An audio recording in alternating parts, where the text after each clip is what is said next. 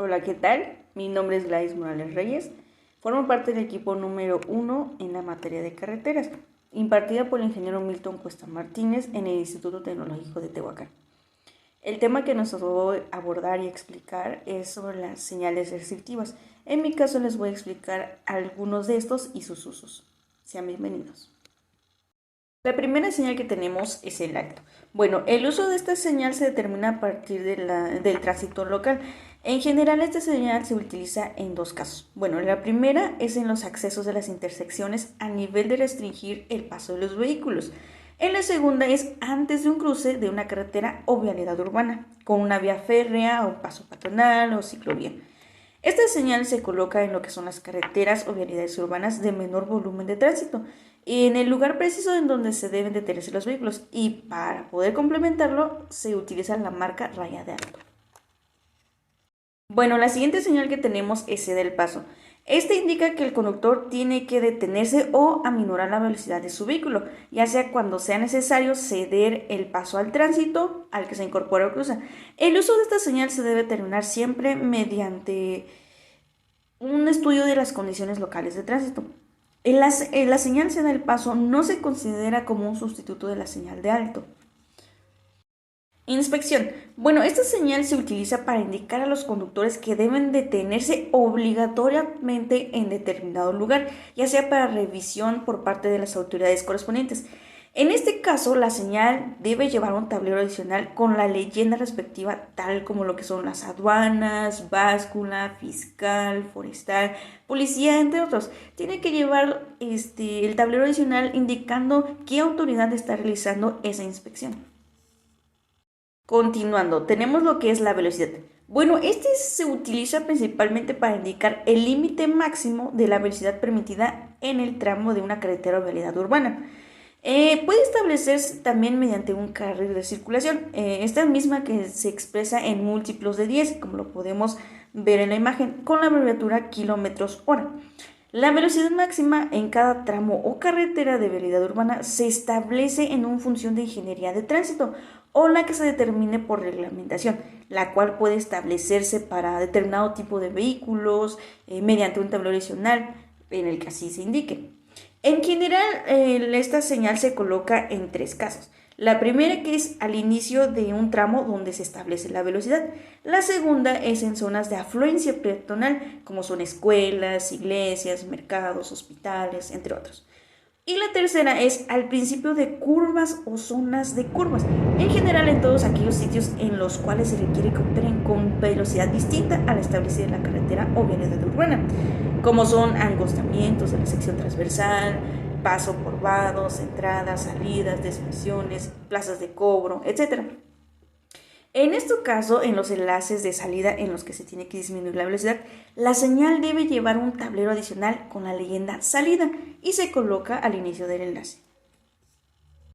La siguiente señal que tenemos es vuelta continua a la derecha. Bueno, esta se emplea en las intersecciones controladas por semáforos, en las cuales está permitida la vuelta a la derecha en forma continua, aunque para que el tránsito siga de frente se indique alto. Esta señal solamente se utilizará cuando pueda garantizarse que el paso de peatones tenga prioridad y que éste sea respetado por los conductores de vehículos. Circulación de intersecciones. Bueno, este se usa en aquellas intersecciones donde se indique la obligación de circular en el sentido mostrado, con el fin de evitar la invasión de un carril o con circulación contraria. La flecha se coloca horizontal o inclinada, esto indicando el sentido del tránsito. Ahora tenemos lo que es la circulación en vialidad dividida. Este se coloca al inicio de una faja separadora de una vialidad dividida. Este es para indicar la obligación de circular en el sentido mostrado, como lo podemos ver en la imagen. La señalización solo vuelta a la izquierda se usa en lo que son las intersecciones para indicar que uno o más carriles se utilizan exclusivamente para vuelta a la izquierda y que no deben ser ocupados por vehículos que sigan de frente. Esta señal se complementa con marcas en el pavimento como lo que son las flechas y las letras. Ahora tenemos lo que es conserve su derecha. Bueno, esta señal se emplea para indicar a los conductores de camiones, principalmente de camiones, que tienen que transitar por el carril de su derecha. Este es con el objeto de dejar libre el carril o carriles de la izquierda para el tránsito de vehículos ligeros. En este caso se usa exclusivamente en carreteras o vialidades urbanas, ya sea con 2 o más carriles por sentido de circulación, este es incluyendo los carriles de ascenso. La señal de doble circulación. Esta señal se coloca en aquellas vías de un solo sentido, cuando cambian a un tramo de 2 carriles en los que se permita la doble circulación. Se ubica al inicio de un tramo aludido. Esta señal debe usarse precedida por la señal preventiva doble circulación. Eso es muy importante. Ahora tenemos lo que es la altura libre restringida. Bueno, esta señal se emplea para indicar la altura libre de un paso inferior u otra estructura que es menor a 5 metros. Se coloca en dicha estructura. En este caso lo podemos ver lo que son en los puentes, en algunos casos en algunos estacionamientos de algunas tiendas o de algunos departamentos.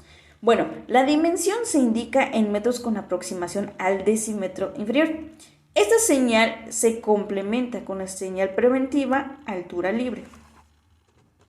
De igual forma, también tenemos la señalización de anchura libre restringida. En este caso se utiliza para indicar que las dimensiones de alguna estructura en la vialidad no permitirán el paso simultáneo de 2 vehículos. La anchura se indica en metros con aproximación al decímetro inferior y se usará cuando el ancho de la estructura sea igual o menor a 5.50 metros. En este caso, la señal se complementa con la señal preventiva de anchura libre. Ahora tenemos la señalización del peso restringido. Bueno, esto se utiliza en lo que son los puentes u otros sitios de la carretera, donde se restringe la circulación de vehículos que exceden el peso indicado, ya sea por la capacidad del puente o por la capacidad del peso que existe el pavimento. Bueno, el peso máximo del vehículo o por eje que se permita se indica en toneladas con aproximación a media tonelada. En este caso, la señal debe llevar un tablero adicional en el que se indique el peso permitido. Y este se tiene que también tener indicado si el peso se refiere al peso bruto vehicular o al peso máximo por eje. Además, se debe usar una señal igual anticipada, indicando en el tablero adicional la distancia en la que se encuentra esta restricción. Ahora tenemos la señal de prohibido rebasar. Bueno, esta se emplea principalmente para indicar los tramos en los que no se permite realizar maniobras de rebase. En esta señal se encuentra complementada con la marca raya separadora en sentidos de circulación que corresponden y se usan en tramos de carretera de 2 carriles, donde ya sea que la distancia de visibilidad de rebase esté restringida o donde existan puentes angostos o en la cercanía en los entronques a nivel. Bueno, la siguiente que tenemos es la señal de parada prohibida. Bueno, en este caso se utiliza en aquellos lugares donde esté restringido el ascenso y el descenso de pasajeros. Esto es para no interferir con algún otro tipo de circulación, ya sea vehicular o peatonal.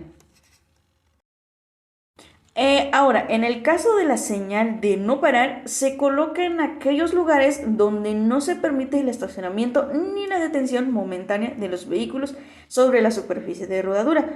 En este caso se utiliza más en lo que son las vías rápidas, con altos volúmenes de tránsito o en túneles y puentes, cuando una detención de un vehículo pueda ocasionar lo que son accidentes o provocar congestionamientos. Así también se colocan entradas y salidas de emergencia, en donde no puede existir en ningún momento algún vehículo que obstruya lo que es su funcionamiento.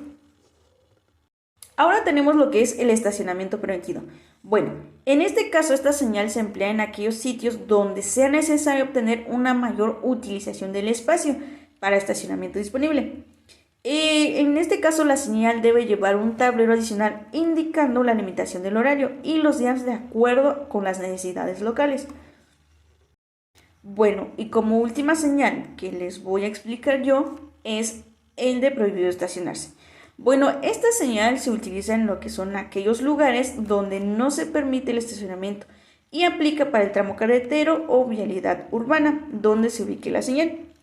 En áreas urbanas se aplicará únicamente para un tramo comprendido de 2 esquinas, es decir, de una cuadra.